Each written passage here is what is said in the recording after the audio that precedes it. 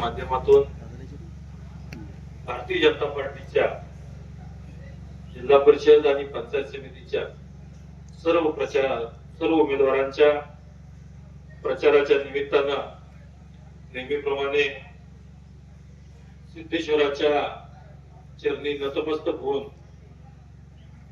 आज प्रचाराचा शुभारंभ या ठिकाणी होतोय। सकाळी पंढरपूर तालुक्यातील सुद्धा जिल्हा परिषद पंचायत समितीच्या भारतीय जनता पार्टीचा सकाळी 10:15 वाजता रांजणी येथे शंभू महादेवाच्या चरणी नतमस्तक होऊन पंढरपूर आणि मंगळवेढ्याच्या प्रचाराचा शुभारंभ त्या ठिकाणी झाला। आणि आज या प्रचाराच्या शुभारंभाच्या निमित्तानं त्या ठिकाणी उपस्थित व्यासपीठावरील प्रणव मालक परिचारक साहेब, आमचे माधू चौकर, भारतीय जनता पार्टीचे तालुका अध्यक्ष अंबादासजी कुलकर्णी साहेब, गुरुवर्य भगत सर, प्रकाश अप्पा, सर्व वेळेअभावी मी सर्वांची दिलगिरी व्यक्त करून नाव घेण्यामध्ये थोडासा टाइम घालवत नाही। व्यासपीठावरचे सर्व आजी माजी नगरसेवक, आजी माजी जिल्हा परिषद पंचायत समिती मार्केट कमिटीचे सर्व सदस्य, उपस्थित सर्व व्यासपीठावरचे सर्व मान्यवर, त्या ठिकाणी विशेष करून आशीर्वाद देण्याकरता आलेले कुन्नूरच्या गुरुबाचे पुजारी, पसंतीच्या मालिकरायाचे पुजारी, लक्ष्मी देवडीच्या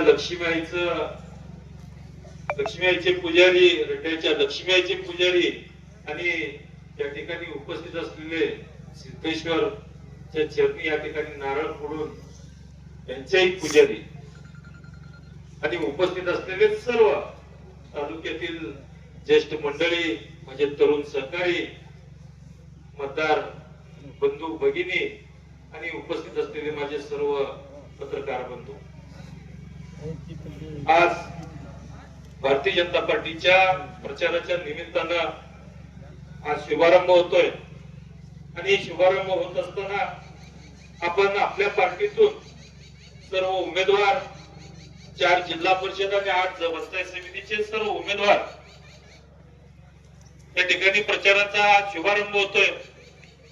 परंतु आपण जर बघितलं समोरच्या पार्टीतल्या जर काल मी रात्री यादी बघत होतो तर 15-15, 20-20 उमेदवार, 4-4 पार्ट्या आपल्या समोर आहेत।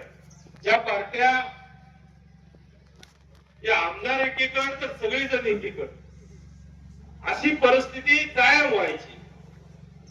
परंतु मला एक प्रश्न कायम पडायचा, परंतु सगळे जरी एक झाले तर मी तुमच्या विश्वासावर आणि तुमच्या आशीर्वादावर मी त्यांना कधीही डगमगलो नाही। आज आपल्याला समोरच्या पार्टीतले उमेदवार जर बघितले, कुठं आहे कुठं नाही अशी परिस्थिती समोरच्या पार्टीतली सगळ्याच पार्ट्यांची झालेली आहे। आणि अजून सुद्धा मला वाटतंय ते सगळे एक होतील, पण ती एक हो, 2 हो किंवा 3 हो, येणाऱ्या 5 तारखेला 4 मुंड्या चित करायचं काम तुमचं सगळ्यांचं आहे। आज आपण बघतोय आपण खोट्या नॅरेटिव्हला किती बळी पडायचं। आज विकासावरती मी काही जास्त बोलणार नाही, परंतु किती खोट्या नॅरेटिव्हला बळी पडायचं। कालच्या लोकसभेचं जर इलेक्शन घेतलं, आपण खोट्या नॅरेटिव्हला प्रत्येक जाती धर्मा पंथामध्ये त्या ठिकाणी भांडणं लावली आणि मताचं राजकारण या ठिकाणी केलं गेलं। आणि आज आपण बघतोय कालच्या लोकसभेच्या निवडणुकीमध्ये आपण किती ताकदीनं या तालुक्याने मतं दिली आणि या तालुक्यानं मतं दिल्यानंतर आता मला वाटतं जवळजवळ 1.5-2 वर्ष झालं, पण या 1.5-2 वर्षामध्ये या तालुक्याला दिलं काय? तुम्ही सगळे लोकप्रतिनिधी आहे तिथं, तुम्ही तुमच्या गावात बघा त्यांनी दिलं काय? किती निधी दिला, किती विकास कामं केली आणि किती विकासात्मक निर्णय घेतले. इथं आल्यानंतर फक्त आमदारावर बोलायचं, आमदार विकासाच्या आडवे येतात. परत मध्ये नगरपालिकेला यायचा कोण तर काळे 2 बोके येतात, एवढं म्हणायचं, लोकांची दिशाभूल करायची. तुला विकास करायला आम्ही अडवतो. तुमच्या मतदारसंघात तुम्ही 3 वेळा आमदार होऊन आज तुम्ही खासदार झालाय, तुम्हाला अजून माहित नाही की कुठलं पत्र, एखाद्या सभा मंडपाचं पत्र हे तुमच्या निधीतून त्या ठिकाणी नियोजनला द्यावं, कलेक्टरला द्यावं का जिल्हा परिषदच्या सीओला द्यावं. अशी परिस्थिती आज आहे. आणि अशा परिस्थितीमध्ये खोट्या नरेटिव्हला आपण किती बळी पडलो. या तालुक्यामध्ये पाण्याचं राजकारण केलं गेलं. जी करणार आहे त्याच्यावरती टीका केली गेली. असं काय होत असतंय काय, पाणी येत असतंय का, हे खोटं आहे, हे खोटं आहे. पण जे खोटं होतं ते आता सत्यात, जे तुम्हाला खोटं वाटत होतं ते सत्यात उतरायला लागलं. पण जे खोटं बोलत होते त्याचं काय, त्या गोष्टीचा आपण विचार केला पाहिजे. पत्रकार बंधून तुम्ही लावा, सेट करून खाली बसा. बरं मला मागची माणसे दिसायला पाहिजे. हे बस काय परत काढतो. माझी बिन काढत थोडं ही करू नको. आज आपण बघतोय या ठिकाणी तुम्ही सगळी माझी सहकार्य आहे. मी कधी कुणाला खोटं बोललोय? मी आज तुम्हाला सगळ्यांना विचारतोय, मी कधी खोटं बोललोय? मी तुम्हाला पाणी आणतो म्हणून कधी फक्की मारली? 40 दोंडा, तेल दोंडा, गत्या गाडो कधी बोललोय? मग आज न बोलता त्या 24 गावाला मी त्या ठिकाणी पाणी देण्याचं काम त्या ठिकाणी करतोय. आता मी देवाभावांच्या नेतृत्वामध्ये मी राजकारण केलं नाही. जसं दिलीप चोपल साहेब सांगत होते, एकदा पायपा पडूया, पुढच्या पंचवार्षिकला त्या ठिकाणी त्याचं नारळ फोडायचा, पुढच्या. मी असं नाही केलं. मी तुम्हाला प्रत्येक गोष्टीचा रिझल्ट दाखवतोय. मी आतापर्यंत, आज इथे येतात विरोधक त्या ठिकाणी सभा करतात, नुसतं पोपट पंची, बोल पंची. आज या तालुक्याने आपण बघतोय, या तालुक्याने कितीतरी आमदार केले, मंत्री केले, परंतु आपल्याला आपल्या पदरात मिळालं काय? आता विरोधक उद्या येऊन स्टेजवर भाषण करणार आहेत. मला त्या ठिकाणी त्यांनाही सांगायचं आहे, तुम्ही भाषण करताय, मी आतापर्यंत भाषण विकासावरती बोललोय. आतापर्यंत विकास कामाशिवाय मी काय बोलत नव्हतो. आणि तुम्ही माझ्यावरती टीका करण्याशिवाय दुसरं काय बोलत नव्हता. टीका सोडून तुम्ही त्या ठिकाणी विकासाच्या, तालुक्याच्या विकासावर तुम्ही या ठिकाणी स्टेजवर बोलावं. आज आपण बघतोय फक्त टीका करणे, खोटा नरेटिव्ह पसरवणे, आपल्या बुद्धीमध्ये मतभेद करणे, एवढंच या ठिकाणी आतापर्यंत विरोधकांनी केलं. आणि या ठिकाणी मताचा जोगवा मारून आपली या ठिकाणी पोळी भाजण्याचं काम केलंय. बंधूंनो, मी आता दुसरी टर्म आहे. त्या दोन्ही टर्म मध्ये मी जेवढा निधी आणला तेवढा निधी आतापर्यंत कुणी त्या ठिकाणी आपल्याला दिला हेही त्यांनी सांगावं. माझं भांजे सावकरचं कधी जमत नव्हतं. मागच्या वर्षभरात त्यांचं माझं जमा लागलं. भांजे सावकर इथंच आहेत. मी खोटं बोलणार नाही. ही जी परिस्थिती आहे ती खरं सांगणार. चुकलं याच्या पुढे पोटात घ्या, पुढे जावा म्हणणार आहे. मला कुणाचंही वावलं नाही. मला फक्त या तालुक्याचा विकास झाला पाहिजे. आणि या तालुक्याची विकासाची गंगा आजपर्यंत अडवली गेली, ती विकासाची गंगा वाहिली पाहिजे, एवढाच उद्देश मला नव्हता आहे. भांजे सावकरचं माझं जमत नाही. मी भांजे सावकरला म्हणत होतो, सावकर जाऊ दे, झालं गेलं, मागचं गेलं विसरून जायचं. माझं सावकर मराठी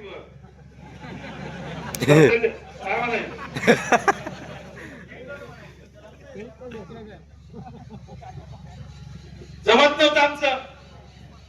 पण त्या ठिकाणी आमचं जेव्हा जमलं तेव्हा त्यांचा विश्वास माझ्यावर नव्हता. अवताडे काय करणार,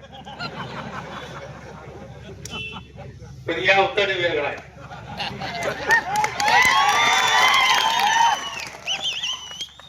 भाजे सावकार आल्या मी म्हणलं भाजे सावकार काळजी करू नका, तुम्ही बोट ठेवल तेवढा निधी देणार आहे. ज्यावेळेला माझं त्यांचं जमलं आणि त्यांनी एवढा पाठपुरावा केला पहिल्या 3 महिन्यामध्ये 22 कोटी रुपयाचा निधी मी त्या ठिकाणी त्या गावाचा विकास कामाला दिले. 25 कोटी पहिल्या 3 मध्ये. आता त्याची कामं सध्या चालू आहेत. तीर्थक्षेत्र विकासाचं तर काम 8व्या दिवशी, त्याचं नशीब चांगलं, त्याचा पाठपुरावा चांगला. 8व्या दिवशी 5 कोटी रुपये गिरीश भाऊ माझे साहेबांनी त्या ठिकाणी दिले. म्हणजे त्यांचं तीर्थक्षेत्रामध्ये मंजूर केलं. 3-4 दिवसात मंजूर झालं. मंजूर होऊन पहिल्या 4-5 दिवसात पुढच्या 5 कोटीचा निधी सुद्धा दिला. पण आज जिथं बोट लावल तिथं तेवढा निधी मी त्या ठिकाणी देऊ शकतो. त्या सरकारमध्ये त्या ठिकाणी माझं वजन आहे. आदरणीय देवाभाऊ कशी माझं वजन आहे. मग आपल्या या माझं वजन म्हणजे या मतदारसंघाचं वजन आहे, या तालुक्याचं वजन आहे. आतापर्यंत आमदार करायला त्यांना आमदार व्हायचं होतं, या तालुक्याला काय द्यायचं नव्हतं. परंतु या ठिकाणी तुमच्या आशीर्वादानं मला आमदार व्हायचा आहे, पण मला तुमच्या सेवेसाठी आमदार व्हायचं आहे. हे आजपर्यंत तुम्ही बघा, आज इथं भीमा नदीवरचा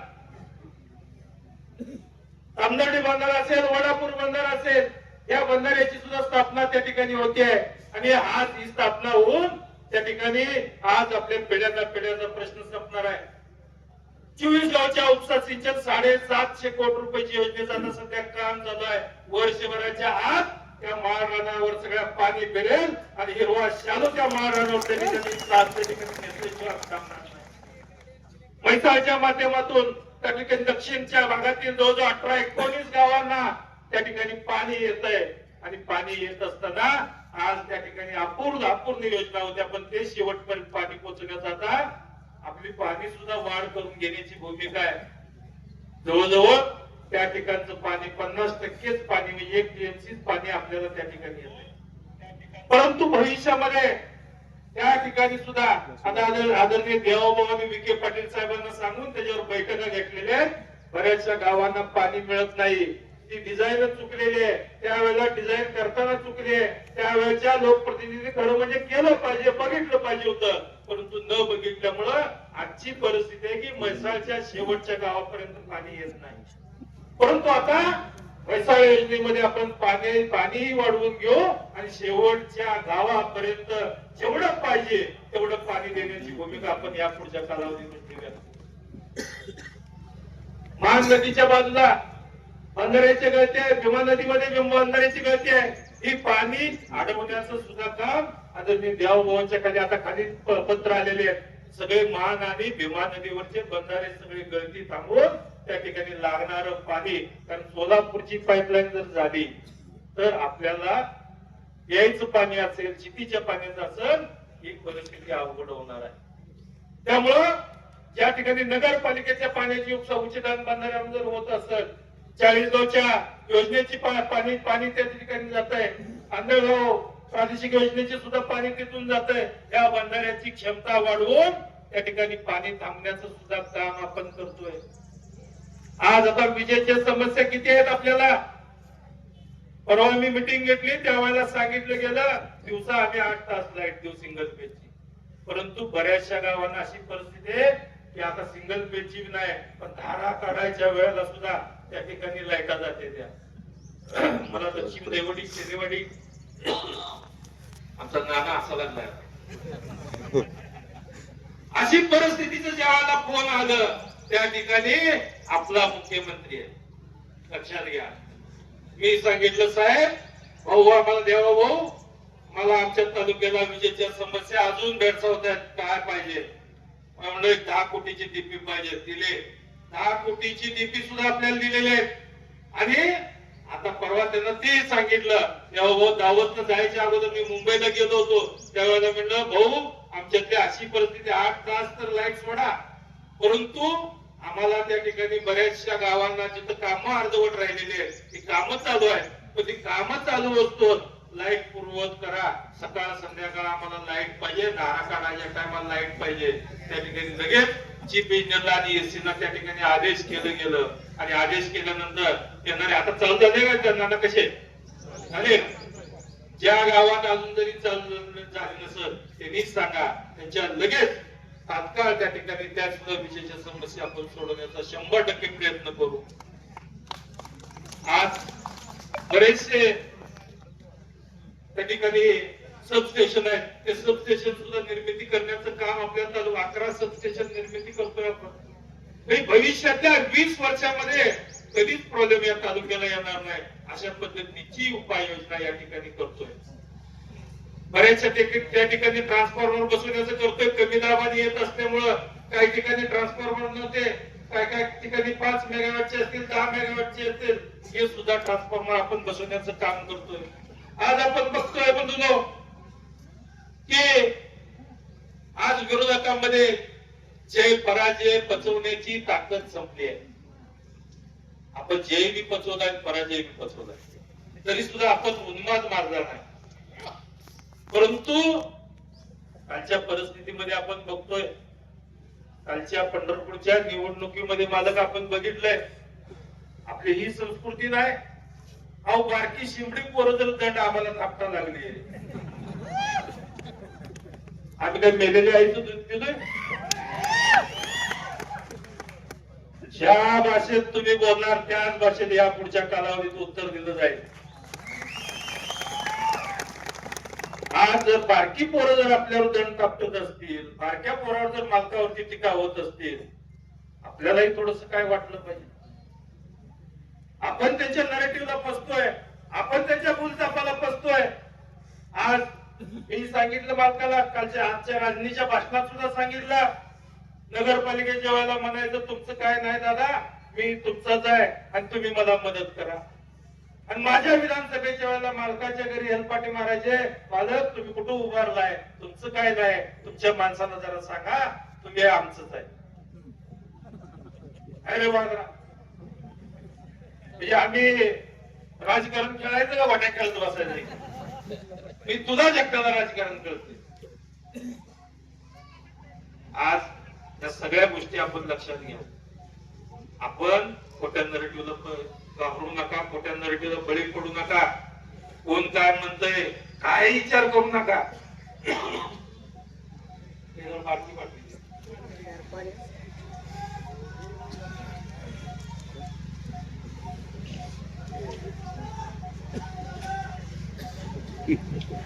खोट्या नरेटिव्हला बळी पडू नका. काय कोण सांगतंय आपल्या आपल्या तुकडी पाडणं आणि त्यांच्या राजकारणाची पोळी भाजणं, एवढंच काम आतापर्यंत केलं गेलंय. आणि इथं यायचं, विकासावर न बोलता फक्त टीका टिप्पणीवर करायचं आणि त्या ठिकाणी मताचा जोगवा मागायचा. मला आज एक सांगा, मी 2 टर्म आमदार आहे, माझ्या मागेही आमदार होते, त्याच्या अगोदर मंत्री होते. तुम्ही तुमच्या गावात तुम्ही विचार करा, अगोदर इथे किती खासदार होते, किती खासदार झाले, तुमच्या गावातल्या विकास कामांना निधी किती आला. आता काही माणसं अशी बी आहेत, 1 रुपया सुद्धा आलेला नाही. आमचा चंदू कदम मुलगी, आज तुमच्या एका तुम्हाला तर सगळ्याला सॅल्यूटच आहे पादरानं.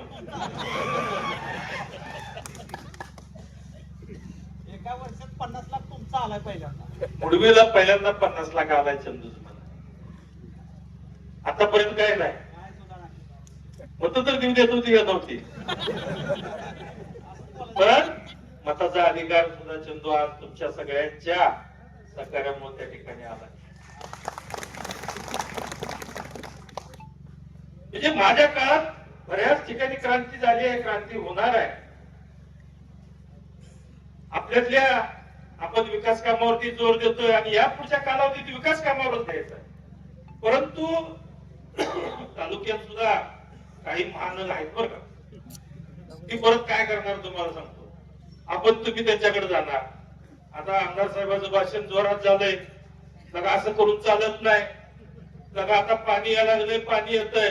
ती म्हणते बर येतोय, मग आज असं करून चालतोय. घराकडे यायचा रस्ता सुद्धा लगा आतापर्यंत केला नाही, तू किती वर्ष करतोय, बर केला, मग आणि तुझ्या घरात नळाचं पाणी आलं आमदार साहेबांनी द्यायला होतं, आम्ही आमदारांच्या मागे लागतो, वर दिलं. मग आता तुला वीर नव्हती, वीर सुद्धा द्यायला लावली, या सरकारने वीर दिली. मग आता रेशन घेतोय तू, गॅस सबसिडी घेतोय. मग असल्या अवधानीकडे जाऊ लागला. ते नाक नाही म्हणलं तर मग काय म्हणणार, ते लई विचार करत बसायचं नाही. तुम्ही फक्त तुमच्या विकास कामावर आणि या ठिकाणी आज तुमची एकजुटी राहिली पाहिजे. आपली पार्टी भारतीय जनता पार्टी या ठिकाणी देशाचे पंतप्रधान आदरणीय नरेंद्र मोदी जे असतील, त्या राज्याचे मुख्यमंत्री आदरणीय देवाभाऊ असतील, त्यांच्या नेतृत्वाखाली त्या जिल्ह्याचे पालकमंत्री जयाभाऊ गोरे साहेब असतील, आज यांच्या नेतृत्वाखाली आज आपण बघतोय दिल्ली पासून ते आपल्या गल्लीपर्यंत सगळे सत्ता असतील, सगळे विकास काम असतील, या सगळ्या गोष्टीचा विकास काम या ठिकाणी आपण करतोय. आज एवढ्या गोष्टीचं आपण काम करत असताना असल्या गोष्टीला आपण थोडीशी बगल दिली पाहिजे. आपण खोट्या नरेटिव्हला बळी पडलो, जसं लोकसभेला आपण बळी पडलो तशा पद्धतीनं येणाऱ्या निवडणुकीमध्ये बळी पडून चालणार नाही. आपल्याला जशा तसं उत्तर या पुढच्या कालावधीत दिलं पाहिजे. अन्यथा या तालुक्यावर त्या ठिकाणी पहिलं तेल दोंडा 40 दोंडा, मला एक सांगा, पहिली योजना तेल दोंडा 40 दोंडा झाली, पक्की मारली, त्या ठिकाणी टोकन दाखवलं, राज्यपालाचे फोटो दाखवले, पण समाधान अवतड्याने त्या ठिकाणी काय दाखवलं तुम्हाला? कामच दाखवलं. पण आपण या सगळ्या गोष्टी आपण लोकांसाठी करायच्या. एखादा रस्ता बनणारा, एखादा विजेचं काम केलं तर आपण आपल्यासाठी नाही, सगळ्या जनतेसाठी करणार आहोत.